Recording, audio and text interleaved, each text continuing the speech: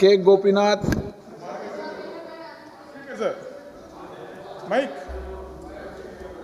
மாண்புமிகு பேரவைத் தலைவர் அவர்களே, 0 ஓவரில் எனக்கு பேச வாய்ப்பு தந்ததுக்கு முதல்ல உங்களுக்கு மனமார்ந்த நன்றி சொல்லி, நான் சென்ற கிருஷ்ணகிரி மாவட்டத்தில் புதிதாக மாண்புமிகு தமிழ்நாடு முதலமைச்சர் திரு ஐயா பெரியவர் தளபதி அவர்கள் எங்களோட மாவட்டத்துக்கு இன்டர்நேஷ்னல் ஏர்போர்ட் கொடுக்குறேன்னு சொல்லியிருக்காங்க.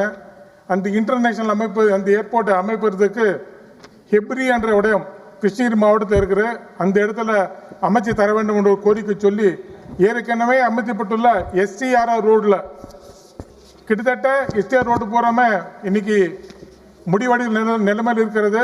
ஆனாலும் கூட கர்நாடகாவில் இருக்கிற ஒரு ஏக்கருக்கு 2 கோடி ரூபாய், தமிழ்நாட்டில் வெறும் 6 லட்சம் ரூபாய் கொடுத்துட்டு இருக்காங்க. ஒரே ஒரு 10 அடி கூட டிஃபரன்ஸ் இல்லாமல்.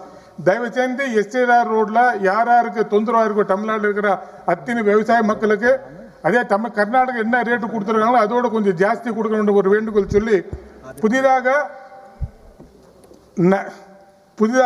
தமிழ்நாட்டில்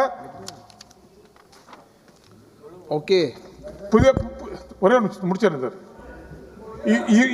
ఈరోజు తమిళనాడులో ప్రత్యేకించి హోసూరులో నాలెడ్జ్ కారిడార్ అనే ఒక పేరుతో మా రాష్ట్ర ప్రభుత్వం ఎవరైతే పచ్చి భూమి వ్యవసాయ భూముల్లో సుమారు 30,000 ఎకరాలు తీసుకున్నామని చెప్పి ప్రభుత్వం ఒక జీవో బయట వచ్చింది. దయచేసి ఎక్కడైతే వెజిటేబుల్స్ ఉన్నాయో, ఎక్కడైతే ఫార్మర్స్ ఉన్నారో, ఫార్మర్స్ వారి యొక్క ఒప్పుదలతోనే ఆ నాలెడ్జ్ కారిడార్ రావాలా.